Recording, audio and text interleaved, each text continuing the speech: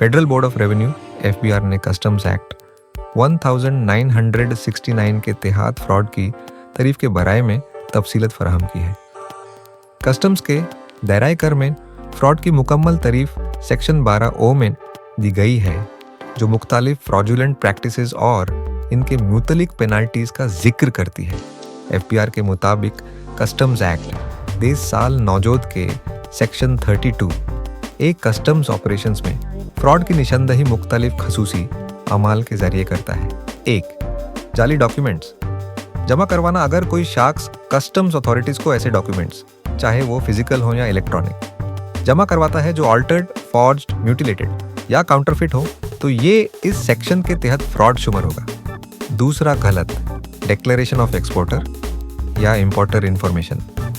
अगर customs declaration में ऐसे एक्सपोर्टर या इंपोर्टर का नाम या पता लिखा हो जो फिजिकली एग्जिस्ट ना करता हो, तो ये फ्रॉडुलेंट एक्टिविटी कहलाएगी।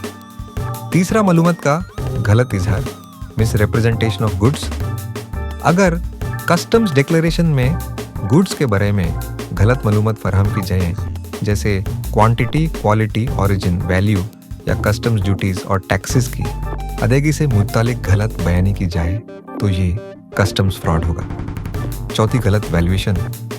अगर गुड्स की वो वैल्यू डिक्लेयर की जाए जो असल अडाशुदा या अदा की जाने वाली कीमत से बहुत ज़्यादा फर्क रखती हो, तो ये फ्रॉड समझा जाएगा। कस्टम्स अथॉरिटीज़ ऐसे मामलात का पता चलने पर लीगल प्रोसीडिंग्स शुरू कर सकती है। पंच डॉक्यूमेंट्स में तब्दीली, डॉक्यूमेंट ऑल्टरेशन। अगर कोई शख्स कस्टम्स ऑफिशियल्स के रिकॉर्डेड फाइंडिंग्स को बदलने की कोशिश करे, चाहे वो फिजिकल डॉक्यूमेंट्स हो या कंप्यूटराइज्ड सिस्टम्स में हो, तो ये पनिशेबल ऑफेंस है। 6th, मदद और साजिश, एडिंग एंड अबेटिंग। कोई भी शख्स जो ऊपर दिए गए किसी भी फ्रॉडुलेंट एक्टिविटी को इसमें मदद करे, साथ दे या साजिश करे, वो भी कस्टम्स रेगुलेशंस के तहत बराबर का मुजरिम होगा। कानूनी इक़दामात और सज़ा, लीगल प्रोसीडिंग्स एंड पेनल्टीज।